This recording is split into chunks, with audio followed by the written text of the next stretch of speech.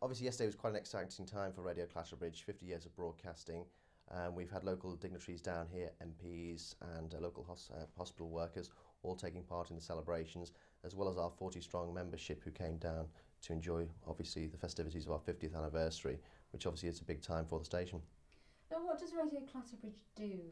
We broadcast live programmes 7 days a week to the patients and staff at Clatterbridge Hospital.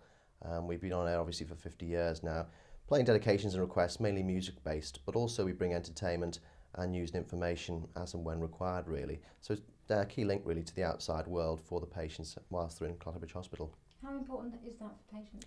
I think it's very important indeed. It's not just about music and having a request played on the radio. Obviously if you're a patient and you haven't seen relatives for a while, maybe had no visitors, obviously it's obviously a friendly voice and a record obviously whilst you're in hospital can obviously make the stay just that little bit easier on yourself, you know. Now tell us, let's talk about the 50 years that you've been on air. Can you tell us anything about the humble beginnings? Well, it started back in 1951 by the Port Sultanite Boys Club. In fact, initially they just started off by taking a record player around the wards and playing records to the patients as and when.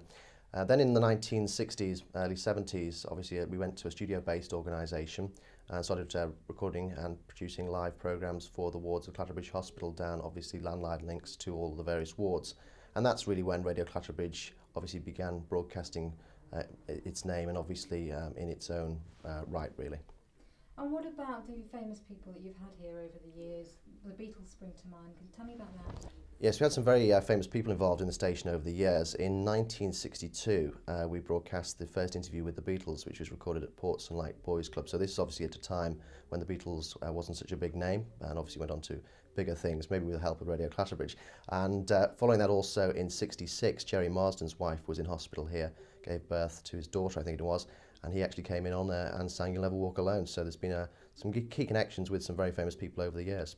So it's not just about hospital radio, it's very much a community-based organisation really. There's people involved from all sorts of walks of life, full-time employment, the young and old all together, coming together to obviously form Radio Clatterbridge. So there's a lot going on here, and it's more than just a radio station. Obviously it's more of a community-based organisation with strong links with the hospital and the organisations that operate within it.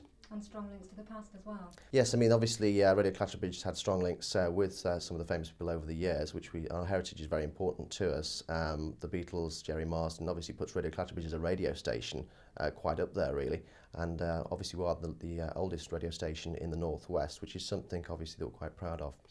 And it's funded, you're volunteers, you all come here and donate your services free. That's right. How's it funded? Funded obviously by corporate donations from organisations such as British Gas, Littlewoods, and we've had a National Lottery grant. We've just had new studios installed to commemorate our 50th anniversary, so it's a very exciting time for the station. Obviously a lot of expense involved in that, but also the local community involved. We have local events at local supermarkets and road shows and various fundraising activities. We'll also be at the World Show this year as well. So obviously we like to maintain our links in the local community, and obviously it helps to keep the station on the air. And is there anybody from those times that still works at the station? Monty Lister, who is now the patron of the station, he works on local radio in the Northwest, still presenting a programme there. He actually obviously set the station up initially with the Port Sultanite Boys Club, so he obviously has strong links, and as I say, he's retained as the patron of the station now, so he still is involved. And many key members have joined and maintained the links over the years, yes.